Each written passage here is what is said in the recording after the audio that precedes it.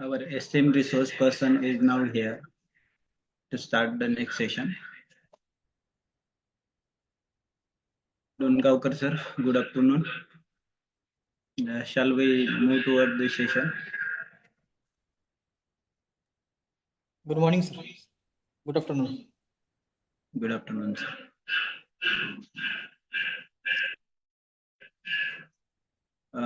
Dear participants,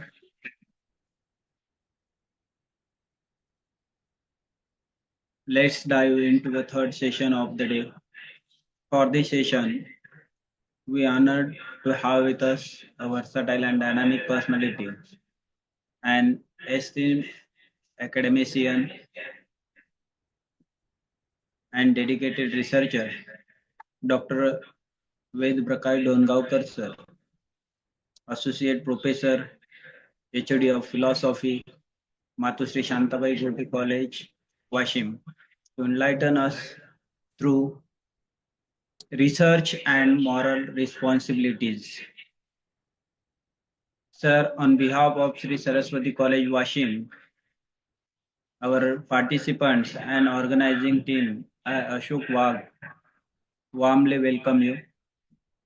And first and foremost, as a protocol, I invite Professor Kakade sir to introduce our esteemed research person, Dr. Dongaonkar sir. Thank you. Over to you, Kakade sir. Thank you, Akshay. Good afternoon, everyone. I am Professor Ashwin Bhavanrao Kakade, working in Sri Saraswati College of Social Work, Washim. It is an absolute honor to introduce our esteemed resource person for today's session on research and moral responsibilities, a part of 10 days National Research Methodology Workshop. Dr. Ved Prakash Dongaonkar sir is distinguished scholar and beacon of excellence, the field of philosophy. Currently, he serves as the head of Department of Philosophy at Matusri Shantabai Gote College of Art and Science, the Vice President of the Philosophy Council of Maharashtra, the Executive President of Board of Studies in Philosophy at Sant Gadge Baba Amravati University, Amravati. Dr. Dongaonkar sir, intellectual contribution are vast and remarkable. He has authored 9 books, three of which have received prestigious award.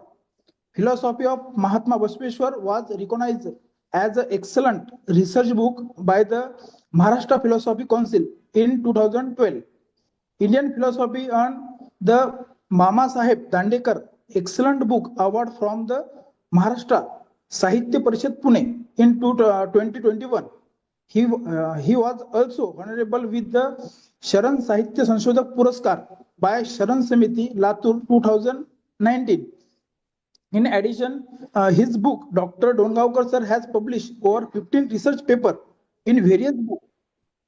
Periodic, his insight have also reached the public thought, six thought, provoking article in newspaper. Today, he brings his vast knowledge and deep ethical perspective to shed light on the spiritual interceptions of research and moral responsibilities, a topic that is both timeless and timely in today's academic landscape. So, such a brilliant and dynamic personality today we have with us. So, without wasting our time, I call upon Dr. Ved Prakash Dongaonkar sir to guide us. Please, sir.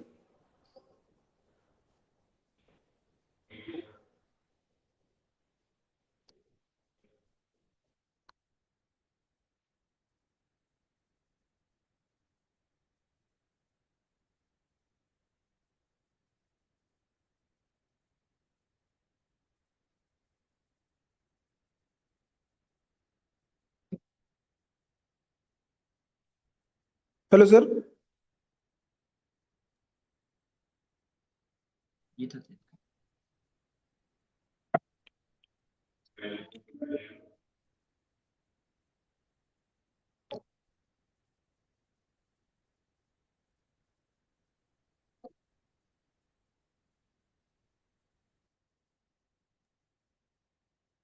सभी को सादर प्रणाम। क्या मेरी आवाज आप सुन पा रहे हैं? हाँ सर। जी। सरस्वती समाज कार्य महाविद्यालय वाशिम द्वारा आयोजित राष्ट्रीय वर्कशॉप में आज के इस 7वें दिन में दोपहर के सत्र में आप सभी का हार्दिक स्वागत। आयोजक महाविद्यालय द्वारा मुझे जो विषय यहाँ पे आपके समक्ष रखने का सौभाग्य प्राप्त हुआ है, इसलिए मैं प्रथमतः इस कार्यशाला के आयोजक सरस्वती समाज कार्य महाविद्यालय के प्रधान आचार्य, मुख्य संयोजक तथा हमारे सभी सहयोगी, उनको मैं साधुवाद देता हूं, उनका आभार व्यक्त करता हूं। मित्रों, जैसे कि इस कार्यशाला का मुख्य विषय है रिसर्च मेथोडोलॉजी, और इस विषय को लेकर माननीय वक्ताओं अपने अपने विचार पिछले 6 दिनों में रखे हैं। इन सभी विषयों में एक विषय अत्यंत महत्वपूर्ण है, ऐसा मेरा मानना है, और वो विषय है रिसर्च एंड मॉरल की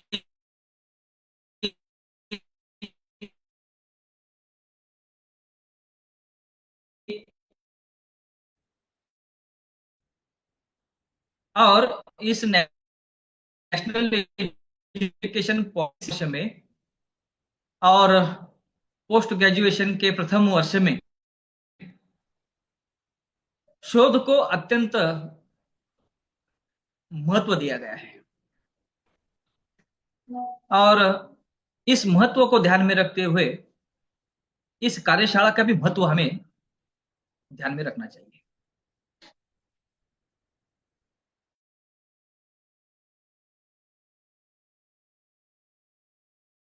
कि आपने इस विषय को यहाँ पे प्रस्तुत किया, आपके माध्यम से संपूर्ण भारत में जितने भी एकेडमिशियन हैं, जितने भी शोध छात्र हैं, उनके समक्ष विस्तार से अलग अलग संशोधन के विषयों पर आप चर्चा करने का अवसर, चर्चा सुनने का अवसर उपलब्ध करने का कार्य किया है। इन सभी विषयों में, जैसे कि मैंने कहा, रिसर्च में मॉरल रिस्पॉन्सिबिलिटी, यह विषय भी अत्यंत महत्वपूर्ण है। और इस विषय को जब मैं देखता हूं तो सबसे पहले मेरे समक्ष एक विषय आता है कि हम जिसे रिसर्च कह रहे हैं या जिसे हम शोध कहते हैं, उस शोध का एक सामान्य अर्थ क्या होना चाहिए। मैंने किसी किताब में पढ़ा था कि रिसर्च का जो सामान्य अर्थ होता है वो हमारे ज्ञान की वृद्धि करना होता है। हमारे ज्ञान में वृद्धि करने के लिए हम रिसर्च करते हैं, ऐसा एक शायद कार्ल जास्पर ने शायद कहा होगा, मुझे ध्यान नहीं आ रहा है, पर और उन्होंने कहा था research is formal work undertaken systematically to increase the stock of knowledge and use of the stock of knowledge to devise new applications। हम नए नए आयामों को प्रस्तुत करने के लिए हमारे ज्ञान को विकसित करते हैं, और उसी ज्ञान के आधार पर एक विस्तार युक्त ऐसी ज्ञान की व्यवस्था को हम निर्माण करते हैं। जब हम शोध का कार्य करने हेतु आगे बढ़ते हैं तो हमारे समक्ष इस शिक्षण व्यवस्था में एमफिल हो, पीएचडी हो, पोस्ट डॉक्टरेट हो, या फिर जब हम पीएचडी कर लेते हैं उसके बाद हम एमआरपी अर्थात माइनर रिसर्च प्रोजेक्ट हो या फिर मेजर रिसर्च प्रोजेक्ट हो, इनके माध्यम से हम शोध को बढ़ावा देते हैं। एक टूल्स है, एक एप्लीकेशन है, ऐसा हम इसे मान सकते हैं। इन एप्लीकेशन के माध्यम से भले ही इससे हम डिग्री हासिल करते हो, पर शोध के अंतर्गत जब हम इस विषय को देखते हैं तो ये सारे टूल्स है, ऐसा मेरा मानना है। हम इन माध्यम से शोध को जाते हैं, रिसर्च करते हैं। जब हम रिसर्च करने जाते हैं, मैं आपको बता दूं कि मेरा आज का जो व्याख्यान है, मैं इसको दो अंगों से देख रहा हूं, रखूंगा। एक तो पहली बात करूंगा मैं शोध के संदर्भ में, और दूसरी बात करूंगा शोध और नैतिकता का संबंध। शोध में नैतिकता कैसे आए? तो पहले हम शोध की बात करेंगे। शोध जो है वो नॉलेज को बढ़ावा देना है, नॉलेज के माध्यम से नए नए एप्लीकेशन को प्रस्तुत करना है। और शोध हम जब करना शुरू करते हैं तो उसके कुछ आयाम है जिसके माध्यम से हम आगे जाते हैं। पीएचडी है, एमफिल है, प्रोजेक्ट है। अब जब हम इसमें से किसी एक को चुनते हैं तो हमारे समक्ष से जब विषय आता है, हम किस प्रकार का शोध करने जा रहे हैं। शोध के कुछ प्रकार है, बहुत सारे प्रकार है। उसमें से कुछ प्रमुख प्रकार जो है वो थ्योरेटिकल रिसर्च, कंपैरेटिव रिसर्च है। मैंने कुछ एग्जांपल भी यहाँ पे अंडरलाइन किए हैं। उसके बाद अवधारणात्मक शोध है, मूल्यात्मक शोध है, समीक्षात्मक शोध है। ऐसे भिन्न भिन्न शोध के जो प्रकार होते हैं उसमें से हम किसी को एक को या किसी दो को हम चुनते हैं और उसके द्वारा हम शोध रिसर्च करना शुरू कर देते हैं। जैसे कि मूल्यात्मक शोध है, तो उसमें हम इंडियन जो स्ट्रीम है उसको लेते हैं।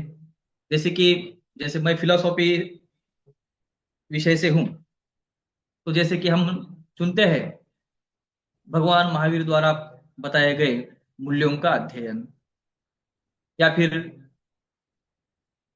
महात्मा बुद्ध द्वारा बताए गए अष्टांग मार्ग। जब हम किसी अवधारणा पे शोध करना चाहते हैं तो गांधी जी की अहिंसा संकल्पना, या भारतीय राज्य घटना में लोकशाही का महत्व, सत्य का बोध। जब हम तुलनात्मक शोध करते हैं तो गांधी और कबीर के सामाजिक भाव, अध्यात्म और विज्ञान में संबंध, ऐसे बहुत सारे विषय हैं। इन सभी विषयों को ध्यान में रखते हुए हम शोध को जाते हैं, हम शोध करते हैं या रिसर्च करते हैं।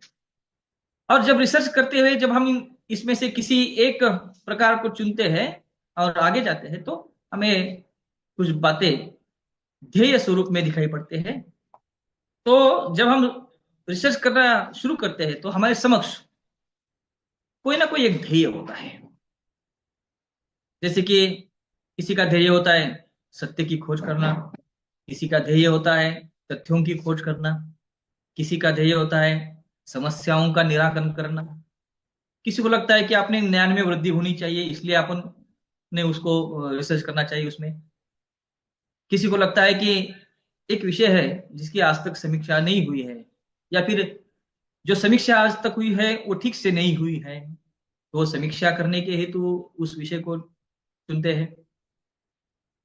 कोई कोई नए आयाम देने के लिए, जैसे कि हम गांधी जी को देखते हैं कि गांधी जी सत्य और अहिंसा की बात करते आए हैं।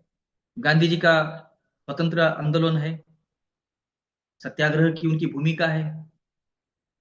इसके बावजूद गांधी जी के जीवन के कुछ बातें हैं जिसको कोई व्यक्ति हो जो संशोधन के माध्यम से सामने लाना चाहता हो, तो ऐसे नए आयाम भी वहां पे प्रस्तुत करने हेतु हम शोध करते हैं। किसी विषय को नया दृष्टिकोण देना, यह भी एक शोध का कार्य हो सकता है। ऐसे ध्येय हो सकते हैं और ऐसे भिन्न भिन्न ध्येय को लेकर हम शोध कार्य करते हैं। ये शोध कार्य हम जब शुरू कर देते हैं तो उसमें कुछ विशेष कार्य हम करते हैं। जैसे कि अब इसमें मैं नई कुछ बात नहीं बता रहा हूं, मैं तो ये अधोरेखित इसलिए कर रहा हूं कि तो मुझे इन सभी बातों को लेकर नैतिकता की बात करना है। इसलिए मैं एक बार ओरिएंटेशन कर रहा हूं कि हम जब रिसर्च करना शुरू करते हैं तो क्या स्टेप्स हम लेते हैं, और हर स्टेप से फिर आगे चलते हुए उसका मॉरलिटी से क्या संबंध आ सकता है, ये जताने के लिए, ये बताने के लिए मैं ये पूरी प्रोसेस आपके सामने रख रहा हूं। तो जब हम किसी विषय को चुनने के लिए कोई ध्येय सामने रखते हैं, तो वहां पे प्रथमतः हम क्या करते हैं कि उस जो ध्येय को हमने चुना है, अलग अलग कुछ उद्देश्य हो सकते हैं क्या। भले ही ध्येय एक हो, पर उस ध्येय को पूर्ण करने के उद्देश्य कई सारे हो सकते हैं, और उस श्रृंखला को हम जोड़ते हुए करते हैं। दूसरी बात क्या करते हैं, हम कुछ हाइपोथेसिस लेते हैं। देखिए, हाइपोथेसिस मैं आजकल देख रहा हूं कि बहुत सारे हमारे मित्र कहते हैं कि कुछ हाइपोथेसिस जो पॉजिटिव रख लो, कुछ नेगेटिव रख लो, कुछ अच्छे रख लो जो प्रूव होते हैं, जिसका आउटकम निकलता है। कुछ कहते हैं कि ऐसे भी कुछ आउटकम हाइपोथेसिस रख लो जिसका आउटकम निकलता ही नहीं, जिसकी हम इंटरप्रिटेशन भी अंदर यानी थेसिस में कर सकते हैं। ऐसी भी चर्चा मैं सुनता हूं। पर ये हाइपोथेसिस जो है ना मित्रों, एक ऐसा विषय है, मैं फिलॉसफी में खासकर इपिस्टेमोलॉजी में रुचि रखता हूँ, ज्ञान सिद्धांत में रुचि रखता हूँ। तो मैं यहाँ पे जो इस हाइपोथेसिस के अंदर डीप में काम करना चाहते हैं उनके लिए मैं कुछ बात बताऊंगा। जो फिलॉसफी में न्याय दर्शन है, उस न्याय दर्शन के प्रवर्तक रहे हैं महर्षि गौतम। उस गौतम ऋषि ने न्याय सूत्र नाम का एक ग्रंथ लिखा है, और उस ग्रंथ में हेत्वाभास की चर्चा की है। ये हेत्वाभास कहीं ना कहीं हमारे हाइपोथेसिस से मिलते जुलते हैं। जब कोई हाइपोथेसिस हम लिखते हैं या प्रस्तुत करते हैं, तो उसका आउटकम कैसे आता है। जब किसी हाइपोथेसिस को हम रखते हैं पर उसका आउटकम नहीं आता, तो क्यों नहीं आता है, इसकी बारीक बारीक जो छोटी छोटी कड़ियां होती है ना, उसकी चर्चा न्याय सूत्र में गौतम ऋषि ने की है। अब ये प्राचीन समय की बात है, संस्कृत में लिखा हुआ है, उसको कौन पढ़ेगा, कैसे पढ़ेगा, क्या समझना है उसमें से। नहीं नहीं, अब तो बहुत सारी मेथोडोलॉजी आ गई है, हाइपोथेसिस के ऊपर बहुत सारा रिसर्च हुआ है। पर मैं आपको बताना चाहूंगा कि हाइपोथेसिस होते हैं ना, ये हाइपोथेसिस का आज जो हम एक प्रॉपर कंटेंट देख रहे हैं, उसकी कहीं ना कहीं जो बैकग्राउंड है उस न्याय सूत्र से आती है। न्याय सूत्र में हाइपोथेसिस के संदर्भ में बहुत विस्तार से और सुंदर तरीके से बात गौतम ऋषि ने रखी है। जो इसमें रुचि रखते हैं वो निश्चित रूप से उस न्याय सूत्र को पढ़े। दूसरी बात जो है, जब हम शोध करते हैं तो दूसरा कार्य ऐसा होता है हमारे समक्ष, हम शोध की मेथोडोलॉजी को चयन में लाते हैं। शोध की मेथोडोलॉजी कौन सी होनी चाहिए, इसको हम वहां पे अधोरेखित करते हैं। मैं आपको बताना चाहूंगा, आजकल हम जो शोध शोध पद्धति की चर्चा करते हैं, उसमें एक 8-10 शोध की पद्धतियों को अधोरेखित करते हैं। पर मैं आपको बताना चाहता हूं, शोध की कम से कम 20 पद्धतियां हो सकती है। अपने इंडियन कल्चर में भी बहुत सारी शोध की पद्धतियां हैं। आजकल हम जो देख रहे हैं एनालिटिक है, सिंथेटिक, ये सारी फॉरेन कंट्रीज से आई है। पर इसके बावजूद और बहुत सारी जिसका काम होना चाहिए, ऐसी बहुत सारी पद्धतियों का मैं यहाँ पे अब उल्लेख नहीं करूंगा। पर किसी ना किसी पद्धति को हम चुनते हैं और उसको लेके आगे का काम शुरू करते हैं। शोध की व्याप्ति को निश्चित करने का काम भी हम करते हैं। जैसे कि अपना जो रिसर्च एरिया होता है उसको हम तय कर लेते हैं और आगे चलते हैं। बहुत बार क्या होता है कि हम विषय की व्याप्ति को या रिसर्च एरिया को नहीं चुनते, और आगे चल के इतनी सारी डिफिकल्टी आ जाती है कि हमारा शोध कार्य कभी कभी रुक जाता है। तो कभी कभी शोध छात्र हो या शोधकर्ता हो, उसको ये ध्यान में रखना चाहिए कि हमारा शोध का जो अब तीसरे तीसरे कार्य है, हम निरीक्षण करते हैं, हम चिंतन करते हैं, हम तर्क करते हैं, हम युक्तिवाद भी करते हैं। हम निरीक्षण, चिंतन, तर्क, युक्तिवाद जब करते हैं तो उसके बाद में हमारी बात को आधार के लिए कुछ रेफरेंसेस का सहारा लेते हैं। हालांकि रेफरेंसेस हमारे लिए वो मायने नहीं रखती। रेफरेंसेस हम हमारे सिक्योरिटी के लिए देते हैं, इसको आप सभी ने मान लेना चाहिए। बहुत कम लोग हैं जो रेफरेंस के आधार पे संशोधन करते हैं। मेरा ऐसा मानना है, जो सच्चा संशोधन करता है वो अपने दिमाग में जो है उसको पहले रखता है और उसको प्रूव करने के लिए रेफरेंसेस देता है। ये बहुत बड़ा फर्क आपको ध्यान में रखना चाहिए। और अंतिम कार्य हम क्या करते हैं शोध में, हमारे मत को बनाते हैं। जो कुछ हमने देखा, जो कुछ हमने चिंतन किया, जो भी हमने तर्क दिए और जो भी हमने युक्ति किया है, उसके आधार पर हम अपना एक मत बनाते हैं। उस मत के ऊपर अभी हम चिंतन करते हैं, उसके भी प्रति हम तर्क देते हैं, उसके भी प्रति हम युक्तिवाद देते हैं और अंतिमतः हम निर्णय तक पहुंच जाते हैं, जिसे हम रिसर्च की भाषा में कंक्लूजन कहते हैं। तो इस तरह से हम शुरू से लेके अंतिम अंतिम अर्थात निर्णय तक हम इस रिसर्च की प्रोसेस को इस तरह से जाते हैं। अब मेरे समक्ष एक प्रश्न ऐसा है कि क्या हमने शोध के इस संपूर्ण प्रक्रिया में नैतिक जिम्मेवारी को ध्यान में रखा है? क्या हमने रिसर्च में जो मॉरल रिस्पॉन्सिबिलिटी होती है उसको ध्यान में रखा है? क्या हमने ध्येय रखा है क्या इस विषय में रिसर्च करना है? उस रिसर्च के क्या टूल्स होनी चाहिए उसके ऊपर हमने ध्यान रखा, उसके क्या रेफरेंसेस होने चाहिए उसके ऊपर ध्यान रखा, हम कैसे ऑब्जर्वेशन करेंगे उसके ऊपर हमने देखा, हम कैसे आर्गुमेंट करेंगे ये भी हमने सोचा। पर सब प्रक्रिया में हमारी कुछ मॉरल रिस्पॉन्सिबिलिटी है, इसके बारे में हम कभी सोचा है क्या? तो शोध छात्र होते हैं, शोधकर्ता होते हैं, जब उनसे मैं मिलता हूँ, बात करता हूँ, तो मुझे अनुभव आया है कि हम जो मॉरल रिस्पॉन्सिबिलिटी होती है उसके तरफ उतना ध्यान नहीं देते जितना ध्यान हम उसका जो टेक्निकल पार्ट होता है उसकी तरफ ध्यान देते। तो मेरा मानना यह है कि रिसर्च में मॉरल रिस्पॉन्सिबिलिटी को बहुत अधिक ध्यान में रखना चाहिए। क्यों? तो रिसर्च जिंदगी नहीं है, वो जिंदगी का एक पार्ट है। रिसर्च संपूर्ण ज्ञान नहीं है, ज्ञान को प्राप्त करने की एक विधि है। मैं आपको यहाँ पे ध्यान से एक बात करूंगा, 2011 या 12 की बात होगी।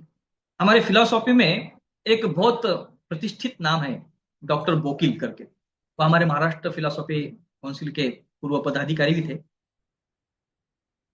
उन्होंने अपने एक भाषण में कहा था, आप लोग ये जो पीएचडी कर रहे हैं ना, ये संपूर्ण नहीं है, ये तो शोध की प्रथम स्टेप है, प्रथम पायरी कहते हैं उसको हम मराठी में। तो ये पहली स्टेप है कि जिससे आप शोध को आगे बढ़ावा देते हैं।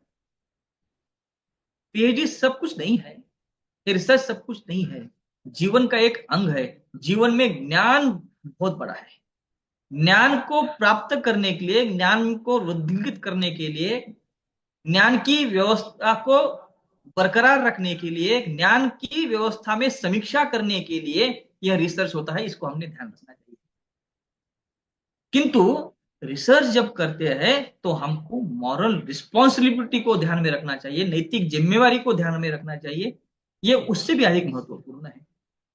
अगर हम नैतिक जिम्मेवारी को रिसर्च में नहीं लेते हैं तो हमारा रिसर्च तो रुकेगा नहीं, पर जो रिसर्च में समाधान मिलना है वो हमको नहीं मिलेगा। उस समाधान के लिए, उस शाश्वत, जो सस्टेनेबल गोल कहते हैं, उस शाश्वत ध्येय को प्राप्त करने के लिए रिसर्च में हो या अन्य कोई भी क्षेत्र हो, हर जगह हमें को चाहिए। पर ये है कि मॉरल रिस्पॉन्सिबिलिटी होती क्या है, हमको मॉरल क्या है ये पता नहीं है, जिम्मेवारी क्या है उसको थोड़ा बहुत जान लेते होंगे हम लोग, पर नैतिक जिम्मेवारी क्या है इसके बारे में कैसा ध्यान दें, इसके बारे में हम बताएंगे। तो मुझे लगता है कि निश्चित रूप से जब भी कभी ऐसे वर्कशॉप होते हैं, जब भी रोज के संदर्भ में कुछ एक्टिविटी होती है, तो वहाँ पे एक पार्ट जो है वो मॉरल रिस्पॉन्सिबिलिटी के साथ में रखना ही चाहिए, ऐसा मेरा मानना है। और इसलिए फिर से मैं एक बार इस महाविद्यालय का अभिनंदन करूंगा कि इन्होंने इस रिसर्च की एक्टिविटी में मॉरल रिस्पॉन्सिबिलिटी को जोड़ा है और उस विषय पे बात करने के लिए मुझे यहाँ पे बुलाया है। मित्रों, हम जब मॉरल रिस्पॉन्सिबिलिटी की बात करते हैं तो हम बहुत से बहुत क्या करते हैं, यह अच्छा है, यह बुरा है, ये योग्य है, ये अयोग्य है, इतनी ही उसकी बात करते हैं और आगे चलते हैं। पर हमने जिस विषय को अच्छा है कह दिया, उसका आधार क्या है? जिसको हमने बुरा है कह दिया, जो अयोग्य है कह दिया, उसका आधार क्या है? जबान उठाई कह दिया अच्छा, जबान उठाई कह दिया बुरा। अच्छाई के कुछ आधार होने चाहिए, अच्छाई के कुछ मापदंड होने चाहिए, बुराई के कुछ मापदंड होने चाहिए। हम किसी को भी यूं ही अच्छा नहीं कह सकते, किसी को भी यूं ही नहीं कह सकते।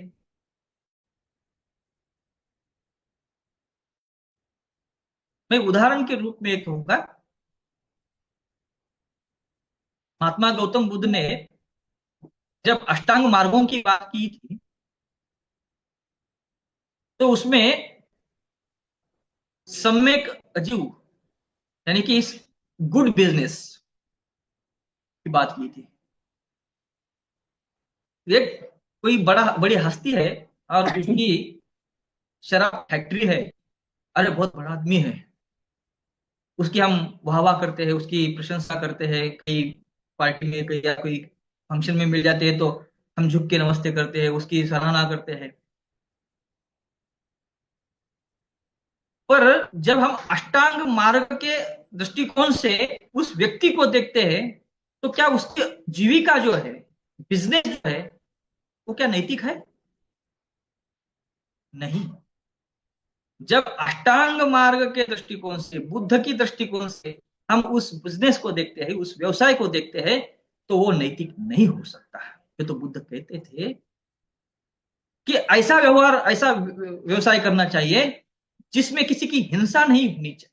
वो भले ही मानसिक हिंसा हो, वाचिक हिंसा हो, शारीरिक हिंसा हो, किसी से किसी का झगड़ा नहीं होना चाहिए, किसी के मुख से किसी के प्रति बुराई नहीं निकलनी चाहिए।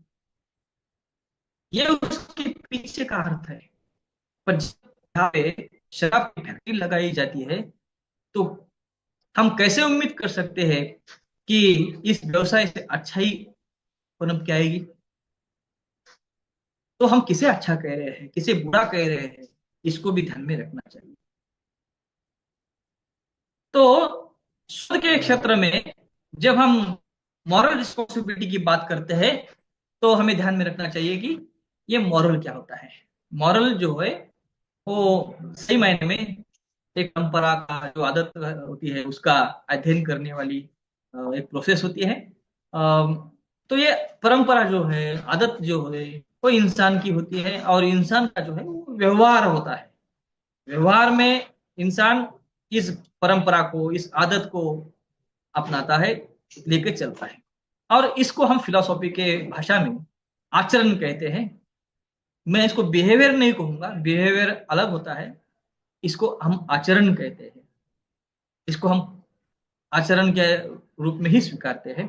और आचरण का अध्ययन करना ही सही मायने में क्या है, इथिक्स है, सही मायने में वही मॉरल है, मॉरलिटी है।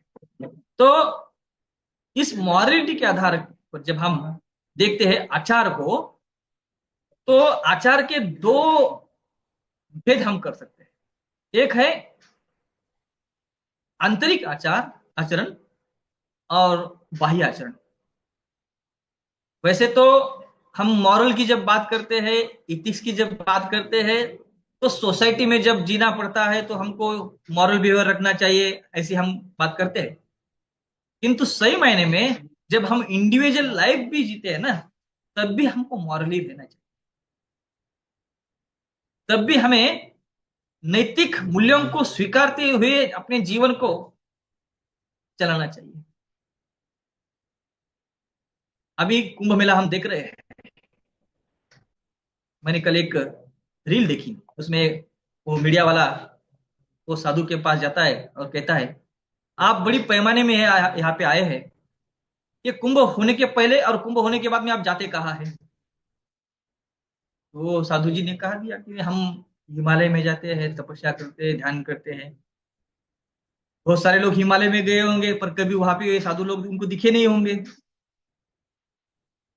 मेरा कहने का मतलब इतना ही है, ये साधु लोग जहां कहीं रहते होंगे, शायद अकेले ही रहते होंगे, तो ये उनका व्यक्तिगत जीवन है, जिसको हम आंतरिक आचरण भी कह सकते हैं।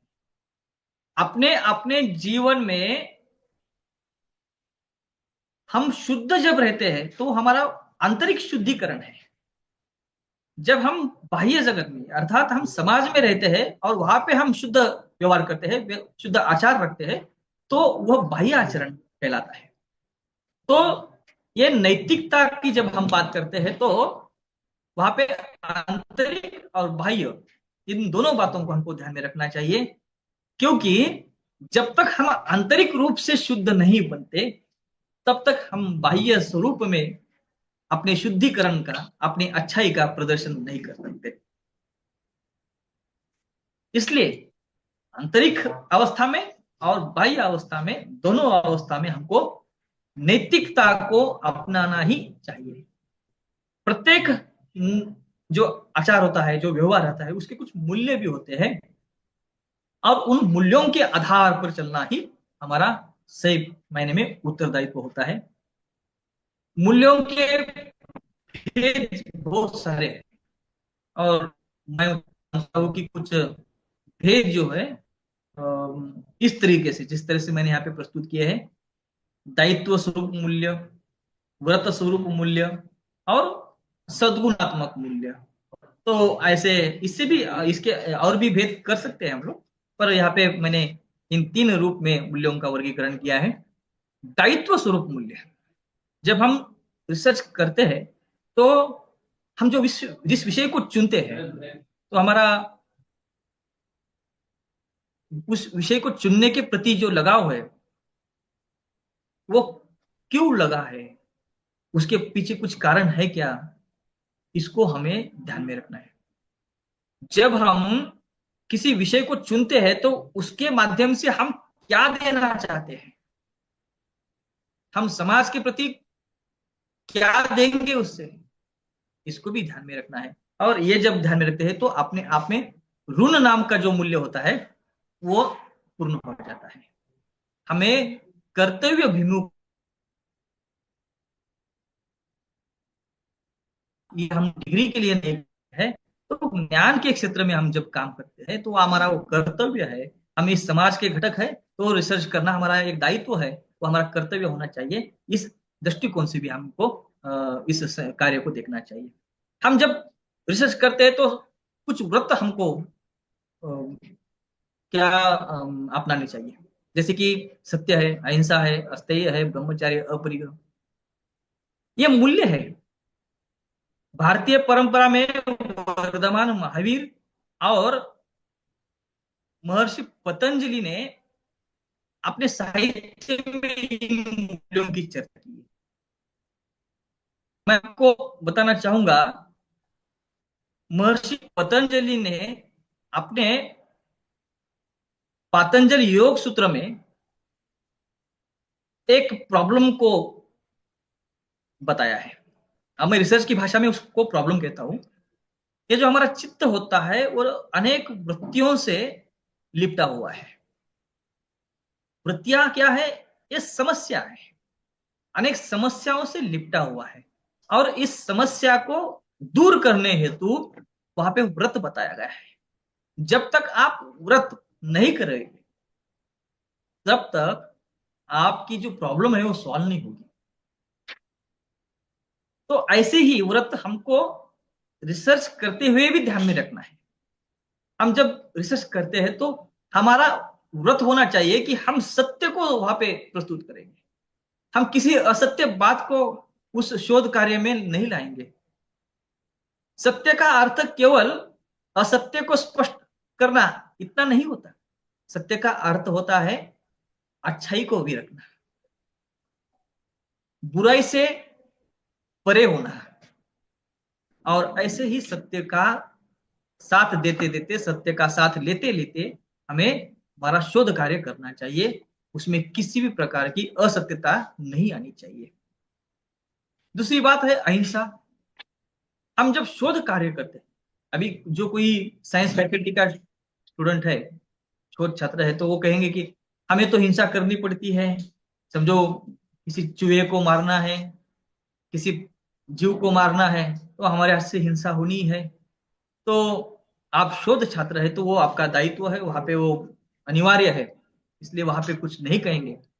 परंतु यहाँ पे अहिंसा का जो उद्देश्य है यह है कि हम जो शोध कार्य कर रहे हैं उस शोध कार्य के माध्यम से समाज में किसी प्रकार की हिंसा नहीं बढ़नी चाहिए।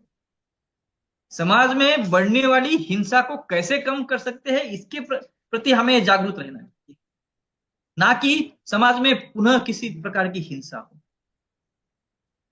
हमने किसी प्रकार की ऐसे स्टेटमेंट, किसी प्रकार के ऐसे दाखले या रेफरेंसेस नहीं देने चाहिए जिसके आधार पे समाज में हिंसा को बढ़ावा मिल सकता। हम अहिंसा के मार्ग पे संशोधन को लेते आगे चलना चाहिए। यहाँ पे अस्तेय की भी बात है। अस्तेय का तो मूल अर्थ होता है चोरी नहीं करना, पर आजकल हम शोध कार्य में देख रहे हैं वो प्रैग्मेटिज्म आया है तो उसके बहुत सारे उपकार हम पे है। नहीं तो कॉपी पेस्ट का जमाना चल रहा था, यहां से उठाया वहां पे छाप दिया, इसका उठाया इसके नाम से रख दिया। ऐसे बहुत सारी बातें आज तक होती आई है, पर अभी वो प्रैग्मेटिज्म का जो सॉफ्टवेयर आया है उसमें सारी बातें पकड़ी जा सकती है और इसलिए अब वो उसमें एक लगाम लग गया है। पर मूल रूप से हमारी ये भावना होनी चाहिए कि हम किसी भी प्रकार से किसी का साहित्य नहीं चुराएंगे, किसी की बात को हम अपनी बात कहते हुए नहीं रखेंगे। रिसर्च में आपको अधिकार है, आप किसी और की बात को ले सकते हैं, पर आपका दायित्व बनता है कि आप जिसकी बात है उसके नाम से वो प्रस्तुत करें, अन्यथा वो चोरी हो जाएगी, आपके ऊपर कॉपीराइट का मामला पड़ जाएगा। ये इथिकल इशू है। आपके अंतर आत्मा को यह लगना चाहिए कि मैंने जो किया है वो गलत है, वो चोरी है और इस चोरी से मुझे बचना है। और एक व्रत है ब्रह्मचर्य का। वैसे तो भारतीय परंपरा ये मूल्यों की परंपरा रही है। हमारा भारतीय जो इतिहास है, भारत की संस्कृति है, वो मूल्यों की बहुत बड़ी खान है। और इस मूल्य की परंपरा में एक आश्रम की व्यवस्था है। आश्रम की व्यवस्था में पहला आश्रम कहलाता है ब्रह्मचर्य। ये ब्रह्मचर्य जो है वो विद्यार्थी की अवस्था होती है। विद्यार्थियों को अपने मूल अवस्था में रहते हुए ज्ञान को प्राप्त करना है। भले ही मैं प्रोफेसर बन जाऊं, पर जब मैं शोध को आगे जाता हूं, मैं रिसर्च को आगे जाता हूं, तो वहां पे मैं एक शोध छात्र हूं, यह भावना अपने मन में रहनी चाहिए। अरे मैं तो प्रोफेसर हूं, पर मुझे वैसे तो मुझे रिसर्च की कोई जरूरत नहीं है, पर मैं कर रहा हूं टाइम पास करके पीएचडी, नहीं चलेगा। ये अहम नहीं रखना चाहिए। आप पीएचडी कर रहे हैं, किसी का मार्गदर्शन ले रहे हैं, तो जिसका भी आपने मार्गदर्शन लिया है उसके प्रति आपके मन में एक निष्ठा, एक नम्रता होनी ही चाहिए। नमन का भाव होना ही चाहिए। आप जब तक स्वयं को एक विद्यार्थी नहीं मानते तब तक आप किसी मार्गदर्शक को अपना गुरु या मार्ग शिक्षक मानने की चेष्टा नहीं कर पाएंगे।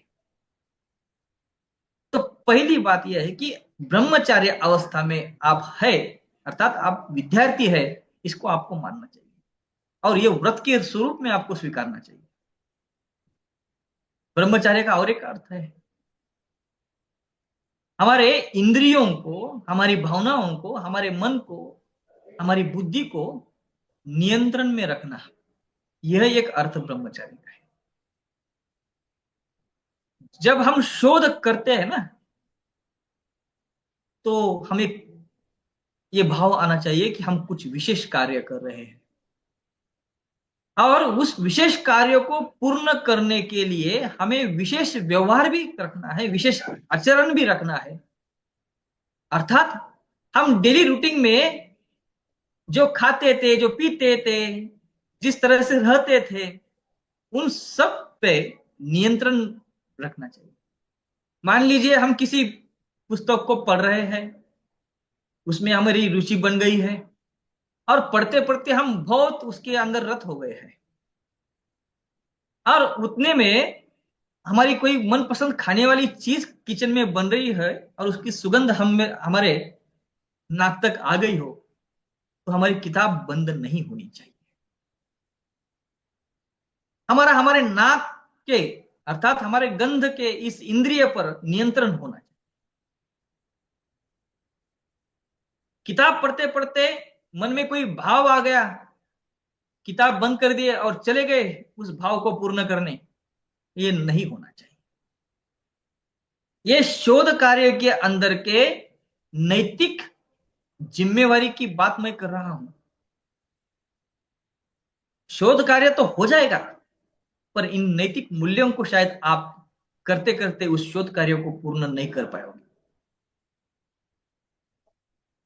और जो कोई इस नैतिक मूल्यों को अपनाते हुए, नैतिक जिम्मेवारी को अपनाते हुए शोध कार्यों को पूर्ण जाता है ना, उसके जीवन में जो आनंद मिलता है वो शायद किसी को मिलता होगा। तो ये सत्य, अहिंसा, अस्तेय, ब्रह्मचर्य, इन सारी मूल्यों को लेते हुए हमको शोध कार्य को सामने जाना है। शोध कार्य में हमको सद्गुण स्वरूप जीवन जीना है। पाश्चात्य देश में, एथेंस में, प्लेटो नाम के एक महान फिलोसोफर हुए हैं और उन्होंने विवेक, धैर्य, संयम और न्याय, इन 4 प्रकारों की चर्चा की है सद्गुणों के अंदर। पहला सद्गुण बताया उन्होंने विवेक। ज्ञान का योग्य उपयोग करना ही विवेक होता है। एक्चुअल में प्लेटो की जो ये सद्गुण की कंसेप्ट है वो पॉलिटिकल एंगल से देखते हैं लोग, पर मैं उसको मॉरल के बेस पे लेना चाहता हूं। मैं उसको मॉरलिटी के आधार पे देखता हूं। ज्ञान का उपयोग किस तरह से कर रहे हैं हम लोग? पीएचडी ले ली, क्यों? नौकरी पाने के लिए। नौकरी मिल गई, जो हमने ज्ञान संपादन किया खत्म, उसके प्रति कोई निष्ठा नहीं, उसका कोई प्रचार नहीं, प्रसार नहीं, उसके आगे जाके कुछ ज्ञान लेने की कोई जिज्ञासा नहीं। ये विवेक का कार्य नहीं हो सकता। तो सदैव हमें विवेक को जागृत रखना है। विवेक के आधार पर हम ज्ञान को जब पाते हैं ना, तो निश्चित रूप से आप इस समय जो ज्ञान संपादन कर रहे हैं, उस ज्ञान के आगे भी कुछ और ज्ञान हो सकता है यह विश्वास आपके मन में आएगा और उस ज्ञान को पाने की जिज्ञासा आपके मन में आएगी जब इस विवेक नाम के मूल्य को आप स्वीकारेंगे। तो शोध जब करते हैं तो विवेक को जागृत रखना है सदैव। यही हमारी नैतिक जिम्मेवारी है। धैर्य को अपनाना है। कैसे भी प्रतिकूल परिस्थिति आ जाए, हमें अपने ध्येय से विचलित नहीं होना है। हमने जब शोध कार्य शुरू किया था तब हमने ध्येय को स्वीकारा था। हमने जब निश्चित किया था यह मेरा ध्येय होगा, उसके बाद में हमने कुछ ऑब्जेक्टिव सामने रखे थे, फिर हाइपोथेसिस रखे थे। जब हमने उस ध्येय को निश्चित किया था, अब परिस्थिति प्रतिकूल आ गई है, रेफरेंसेस नहीं मिल रहे हैं, टाइपिंग वाला दुकान बंद करके चले गया है, खुद को तो टाइपिंग आती नहीं, चैप्टर कंप्लीट नहीं हो रहे हैं, कोई विपरीत परिस्थिति निर्माण हुई है। और ऐसे परिस्थिति में क्या करेंगे? छोड़ दो, शोध कार्य छोड़ दो। पर नहीं, किसी भी प्रकार की प्रतिकूल परिस्थिति आए, हमें अपने ध्येय से वंचित नहीं होना चाहिए। हमें अपना शोध कार्य कभी रुकाना नहीं चाहिए। इसीलिए संयम की बात जरूरी है। संयम में अपने शरीर को, मन को, बुद्धि को नियंत्रण में रखना है। जैसे कि भारतीय परंपरा में कहा है, वैसे ही पाश्चात्य परंपरा में प्लेटो ने भी कहा है, अपने शरीर, मन और बुद्धि को नियंत्रित रखना है। और जब इन सब बातों को करते हैं तो अपने आप में इस समाज में क्या होगा कि न्याय की स्थापना हो जाएगी। एक शोध कार्य का काम कर रहा है, एक मार्गदर्शक मार्गदर्शन का काम कर रहा है, कोई समाज सेवी है वो अपना अपना काम कर रहा है। शोध कार्य के माध्यम से जो कुछ फल निष्पन्न हुए हैं उसके आधार पर कुछ मार्गदर्शन शासन को मिल रहा है, समाज को मिल रहा है, समाज उस दिशा से चल रहा है, शासन भी अपनी अपनी गतिविधियां चला रहा है। ये सब हो सकता है, और इसी को सही मायने में क्या कहते हैं? न्याय कहते हैं। और न्याय भी एक बहुत बड़ा मूल्य है, और इस मूल्य के ऊपर, न्याय नामक इस मूल्य के ऊपर भी हमें विश्वास रखना चाहिए। पर यह विश्वास कब आएगा? जब हम विवेक से, जब हम धैर्य से, जब हम संयम से अपने शोध कार्य को आगे लेके चलेंगे। यहां मुझे कुछ नैतिक नियमों की बात करना है। नैतिक नियम सही मायने में अपने से निकलते हैं, अपने से निकलने भी चाहिए। मुझे लगता है कि मैंने पीएचडी करनी चाहिए, बल्कि किसी ने कह दिया आप पीएचडी कर लो, तो नहीं करनी चाहिए। मुझे लगना चाहिए मुझे पीएचडी करनी है, मुझे लगना चाहिए कि मैंने इस विषय पे काम करना चाहिए, मुझे लगना चाहिए कि इस विषय में यह प्रॉब्लम है, मुझे लगना चाहिए कि मेरे इस विषय का यह ऑब्जेक्टिव होना चाहिए, मेरे कुछ पर्सनल हाइपोथेसिस होने चाहिए, मेरी एक मेथोडोलॉजी होनी चाहिए। ये अंदर से निकलना चाहिए। जब तक आपके अंदर से नहीं निकलेगा, जब आपके मन से सारी बातें निकलेंगी, तब जाके आपका वो शोध कार्य एक परिपूर्ण बनने की कगार पे खड़ा हो सकता है। मैं ये नहीं कहूंगा कि आपके किसी सहयोगी ने या फिर आपके कोई किसी मित्र ने, आपके मार्गदर्शक ने आपको जो जो बातें कही है उससे वो काम परिपूर्ण नहीं होगा, ऐसा मेरा कहना नहीं है। पर मेरा कहना यह है कि जब आप शून्य होते हो, जब आपको कहा जाता है कि आपको क्या लगता है, और तब भी आप खामोश बैठ जाते हो, तो यह गलत है। तो ऐसी परिस्थिति में आपके मन में वो चेतना जागृत होनी चाहिए, उस चेतना से आपके मन में वो विचार आने चाहिए, और वो विचार आपको अभिव्यक्त करते आने चाहिए। पर आजकल ऐसा हो गया है कि आपके मन में चेतना ही नहीं बची। चेतना क्या होती है शायद आपको याद भी नहीं रहा होगा। इसलिए आपकी चेतना को जागृत करते रहना चाहिए, और ये नैतिकता का नियम है, ऐसा मेरा मानना है। और इस नैतिकता के नियम को जब हम अपनाते हैं, स्वीकारते हैं, या उसको अंडरलाइन करते हैं, तो सबसे पहले इसे हमने अपने आप पर लागू करना चाहिए। जैसे कि मुझे लगता है कि शोध के कार्य में सबको सच्चाई से कार्य करना चाहिए, तो ये मुझे सबसे पहले अपनाना चाहिए। इसके संदर्भ में एक जर्मन फिलोसोफर है इमैनुअल कांट, उनकी बहुत सारी बातें बता सकता हूं, पर अभी समय उतना नहीं है हमारे पास। तो जिस कार्य को हम स्वीकारते हैं उसको पहले हमें अपने आप पर लागू करना चाहिए। ये एक रूल बना लो पहले। कोई भी शोध कार्य हो, कोई भी शोध छात्र हो, कोई भी शोध करता हो, उसने ये निश्चित करना चाहिए कि जो कुछ बात मैं औरों को बताऊंगा, थीसिस के माध्यम से हो, अपने रिसर्च पेपर के माध्यम से हो, उस बात को पहले मैं अपने पे लागू, और उस आधार पे हमें कुछ नियम को यहाँ पे अपनाना है, जिसमें का पहला नियम हम कह सकते हैं कि पूर्वग्रह से हमें बचना चाहिए। मैं आपको यहाँ पे बताना चाहूंगा, ये पूर्वग्रह जो होता है ना, वो इंसान का शत्रु होता है, खासकर रिसर्च में। वैसे तो जीवन की जो हमारी शैया है, इसमें एक फिलोसोफर है जो इंग्लैंड के है, 16वीं शताब्दी में हुए हैं, जॉन लॉक।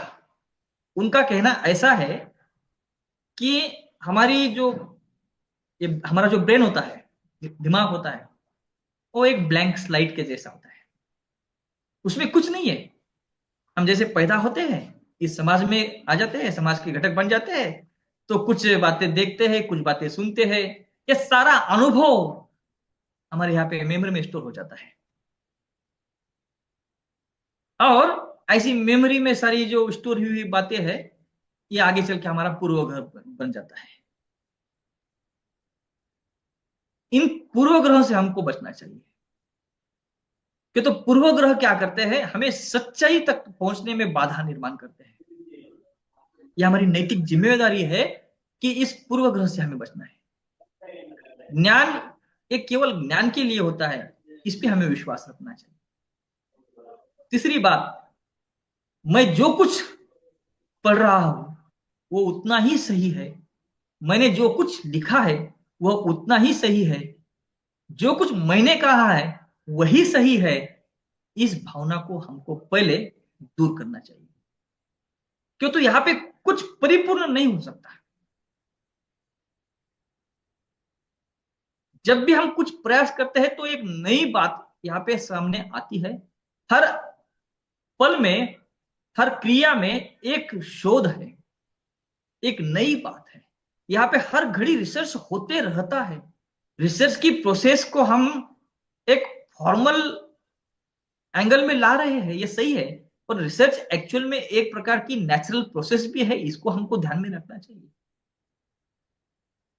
और सबसे अहम बात जो है, नियम के रूप में मैं बता रहा हूं, संदर्भों की बात। हम जब संदर्भ के रूप में किसी कोटेशन को लेते हैं, किसी किताब को लेते हैं, किसी गूगल की स्लाइड को लेते हैं, तो हमको उसकी प्रामाणिकता की जांच करनी चाहिए। जब हम किसी कोटेशन को लेते हैं तो किसने कहा है,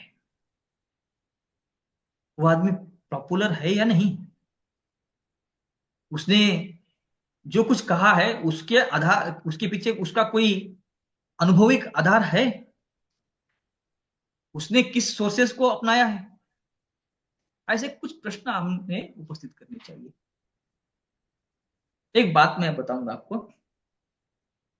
एक व्यक्ति था जिसने एक बात कही थी कि भाई उधर जाओ मत, सारा मार्केट बंद है। तो एक अध्यापक थे, वो सामने गए ही नहीं, वो पीछे आ गए। घर पहुंचे, घर वालों ने पूछा क्यों गए नहीं उधर? नहीं, वो आदमी ने कह दिया कि उधर मत जाओ, सारा बंद है। घर वाले ने पूछा किसने कहा? पता नहीं कौन था, कह दिया उसने। हम वापस आ गए। थोड़ी देर से पता चला कि उधर तो सारा के सारा खुला है, कुछ बंद नहीं है।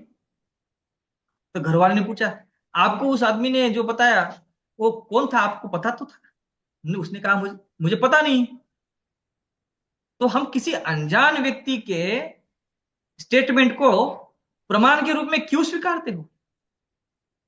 आजकल ऐसे ही हो रहा है। गूगल की साइट पे आप जाइए, आपको जो चाहिए वो मिलेगा, पर जो मिल रहा है वो किसने दिया है वहां पे, किसी को पता नहीं। उसकी प्रामाणिकता की पुष्टि नहीं होती, होती भी होगी तो बहुत सारे झूठे लोगों के नाम वहां पे रखे जाते हैं। मेरे नाम से भी बहुत सारी वहां पे इंफॉर्मेशन लिख गई होंगी और उसी को हम सत्य मान रहे हैं। और ये रिसर्च के अंदर की आज की एक नई प्रॉब्लम है, ऐसा मेरा मानना है।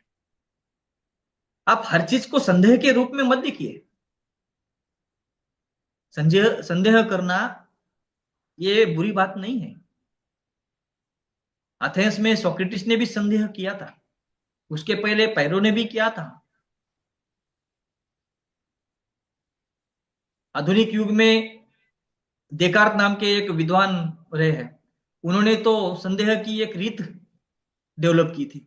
उनके नाम से कार्टेशियन मेथड करके उनके नाम से बहुत फेमस थे। उन्होंने तो संदेह करने की कुछ नियम बनाए थे। संदेह करना चाहिए, संदेह के माध्यम से हम नई बात को अपना सकते हैं, नई बात तक पहुंच सकते हैं।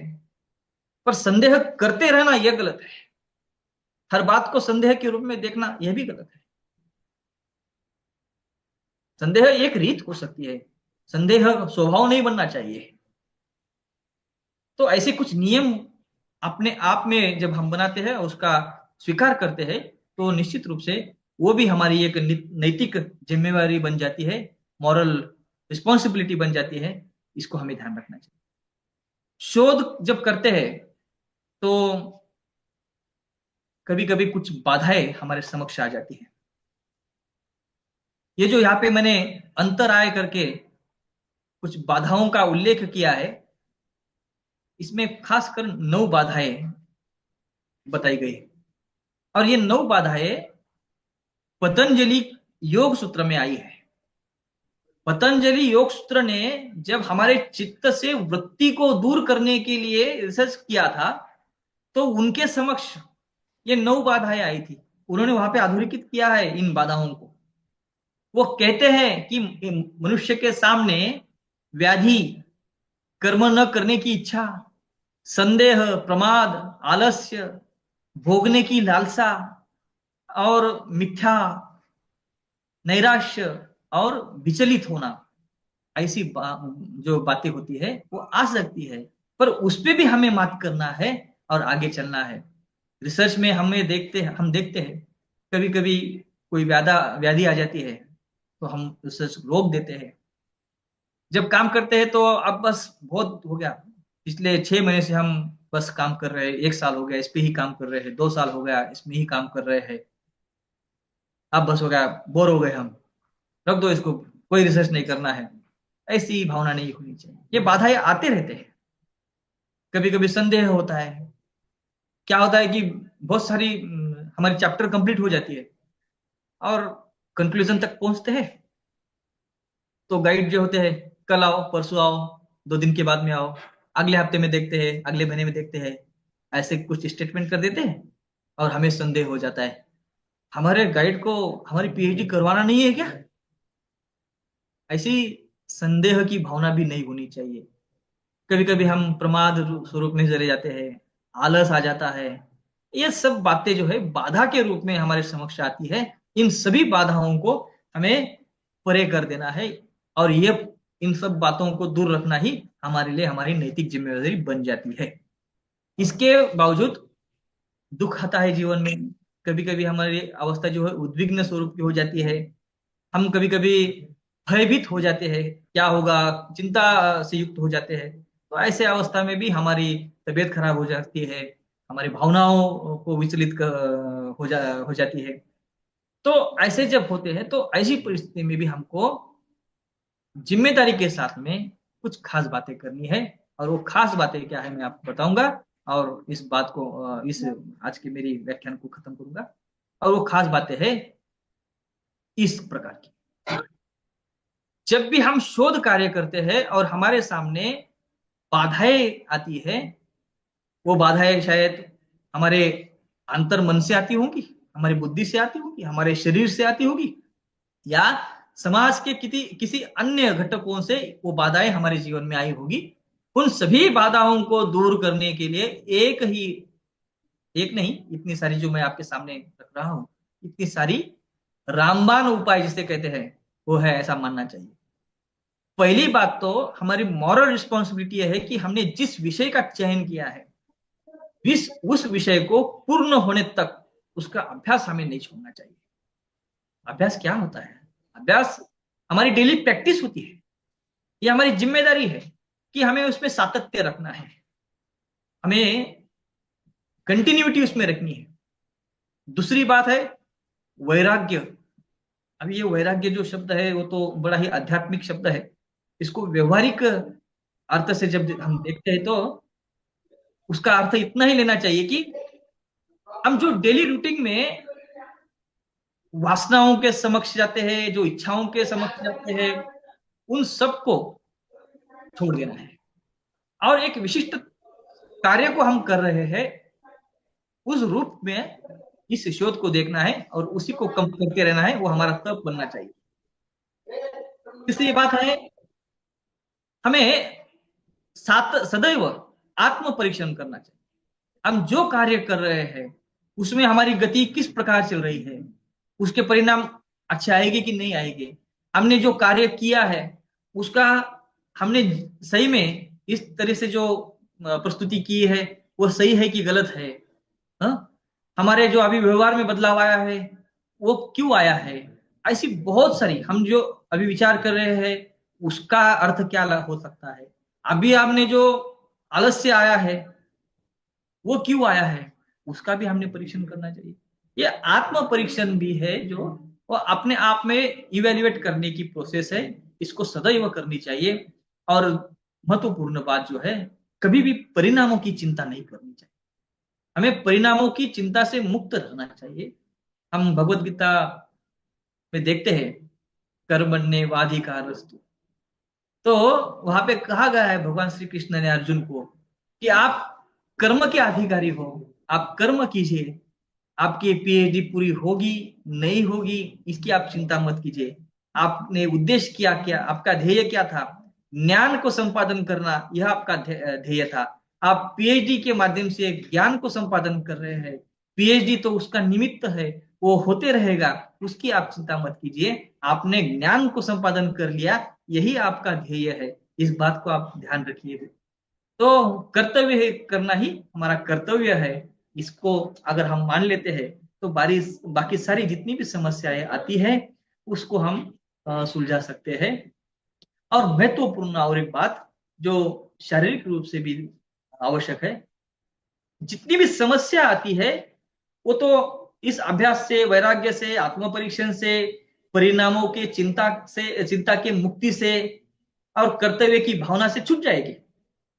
पर जो हम कार्य कर रहे हैं उस कार्य को गति मिलने के लिए, उसमें एनर्जी लाने के लिए भी कुछ बातों को करना यह हमारी नैतिक जिम्मेवारी बन जाती है। वो क्या होती है बातें? वो होती है शरीर और मन को स्वस्थ रखना। शरीर और मन को स्वस्थ रखना यह हमारा नैतिक दायित्व है, नैतिक जिम्मेवारी है। हमें व्यायाम करना चाहिए। जब तक हम व्यायाम को नहीं स्वीकारते तब तक हमारा शरीर स्वस्थ कैसे रहेगा? जब तक हम प्राणायाम को नहीं स्वीकारते तब तक हमारा मन कैसे स्वस्थ रहेगा? जब हम व्यायाम करेंगे, प्राणायाम करेंगे, योगासन करेंगे, तब जाके हमारा शरीर स्वस्थ रहेगा, हमारा मन स्वस्थ रहेगा। और मन शरीर दोनों स्वस्थ रहेंगे तो हमारा शोध कार्य निरंतर रूप से चलते रहेगा। तो शोध के क्षेत्र में जब हम कार्य करते हैं तो नैतिक जिम्मेदारी है, ये फिजिकल जिम्मेदारी नहीं, ये नैतिक जिम्मेदारी है कि हमें हमारे शरीर को, हमारे मन को स्वस्थ रखना है। उसके लिए व्यायाम करना है, उसके लिए हमें प्राणायाम करना है। और हमने जो कुछ चिंतन किया है, ये तो मैं प्रैक्टिस अपने आप में करता हूं। मान लीजिए आप सवेरे उठ गए 4 बजे, आपने फ्रेश हो लिया और कुछ पढ़ लिया। पढ़ने के बाद में आप 10 मिनट भी अगर ध्यान अवस्था में बैठते हैं और जो कुछ पढ़ा है उसको रिमेम्बर करते हैं, तो मैं गारंटी के साथ में कहता हूं आपने जो कुछ उस 10-15 मिनट में, आधे घंटे में, 1 घंटे में पढ़ा होगा और उस 5 मिनट में, 10 मिनट में उसको रिमेम्बर किया होगा, ध्यान में, उस ध्यान की अवस्था में उसको लाया होगा, तो जिंदगी भर आप उसको भूल नहीं पाओगे। वो फिक्स हो जाएगा। उस टाइम में आपने जो कुछ ध्यान किया, जो कुछ रिमेम्बर किया, उसमें आने वाली जो बाधाएं हैं, उसकी जो अनवांटेड बातें हैं जो आउटडेट बात हो सकती है, जो इरिलेवेंट हो सकती है, उन सारी बातों को आप उस 5-10 मिनट ध्यान की अवस्था में एनालाइज करते हैं, उसको सॉर्ट आउट करते हैं। तात्पर्य यह है कि ध्यान की अवस्था में आप आपके मन को तो शांत रख सकते हैं, पर मेरा मानना है कि ध्यान की अवस्था में आप जो कुछ अध्ययन करते हैं उसको भी अगर लाते हैं तो वहां पे उस का जो चिंतन होता है वो उसके माध्यम से बहुत सारी बातें सॉर्ट आउट हो सकती है। और सबसे महत्वपूर्ण जो उपायों का उपाय है वो है आनंद। आप जीवन में शोध कीजिए, अन्यथा न कीजिए। आप जीवन में कोई व्यवसाय जब भी करते हो, जीवन में जीने के लिए कुछ करते हो, जीवन में औरों को कुछ देने के लिए कुछ करते हो, कोई भी चीज हो, जीवन में जो भी कुछ करते हो वो आनंद के साथ कीजिए। मेरे लिए वो कंपल्शन है ऐसा मान के मत कीजिए। जो कुछ आपने चुना है वो आनंद के साथ कीजिए, और आनंद के साथ जब भी कुछ आप करेंगे तो निश्चित रूप से उसका परिणाम भी आनंद स्वरूप होगा। यह इस नैतिक जिम्मेवारी का परिणाम होगा, आपको मैं गारंटी के साथ कहता हूं। और जितने भी शोध कार्य करने वाले शोध छात्र, शोधकर्ता मेरी इस व्याख्यान को सुन रहे थे, उन सभी को उनके शोध कार्य के लिए मैं बहुत बहुत शुभकामनाएं देता हूं। इस महाविद्यालय के सभी मान्यवरों ने इस सुंदर कार्यक्रम का आयोजन किया है। मैं पुनश्च एक बार इनको साधुवाद देता हूं, उनका अभिनंदन करता हूं। यहाँ पे मुझे बुलाया, अपनी बात रखने का अवसर मुझे इन्होंने दिया, इनके प्रति मैं आभार व्यक्त करता हूँ और अपने वाणी को विराम देता हूँ। धन्यवाद।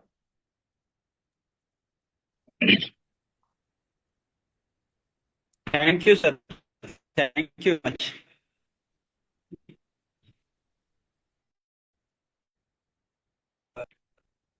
एक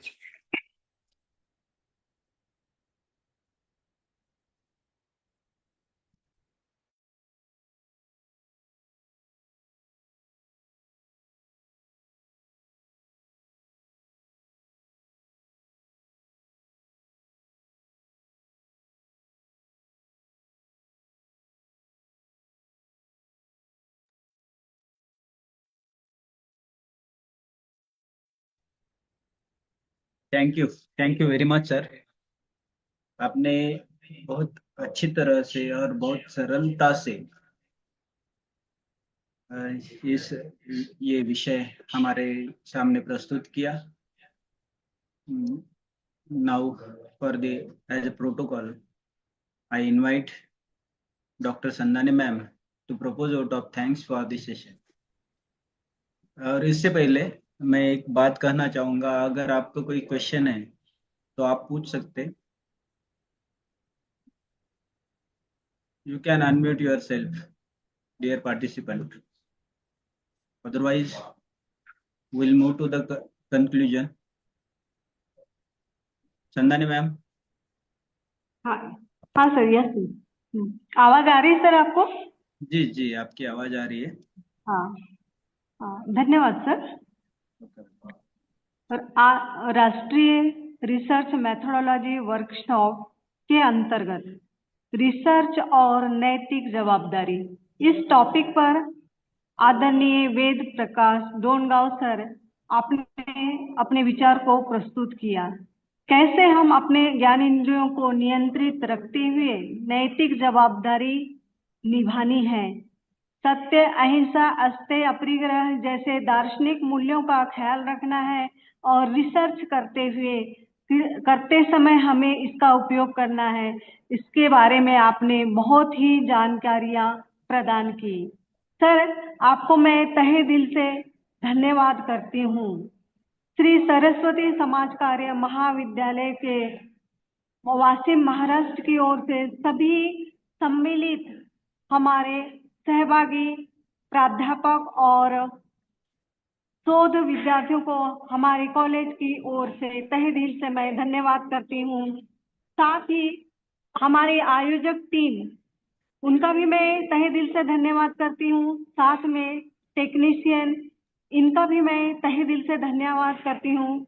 इसके साथ ही हमारे कॉलेज के प्राचार्य श्री SN शिंदे सर और उप प्राचार्य अरविंद बोरुपी सर, इनका भी बहुत तहे दिल से धन्यवाद करते हैं, जिन्होंने हमें ऐसा व्यासपीठ उपलब्ध कर दिया है, जिसके कारण हम हमारे राष्ट्रीय स्तर पर, नेशनल लेवल पर सभी सहभागी विद्यार्थी इसका लाभ उठा रहे हैं। सर, मैं आपको गवाही देती हूँ कि आज आपने जो भी जानकारियां प्रदान की हैं, इसका सभी सहभागी श्रोतागण अपने कार्य क्षेत्र में जरूर ही लाभ उठाएंगे। और अंत में अपने शब्दों को विराम देते हुए मैं अगले प्रस्तुतिकरण के लिए श्री अशोक कुमार वाघ सर जी को हैंड ओवर करती हूँ। धन्यवाद sir. Thank you, ma'am. Welcome. So, with this, with the permission of our honorable resource person, we'll conclude the session.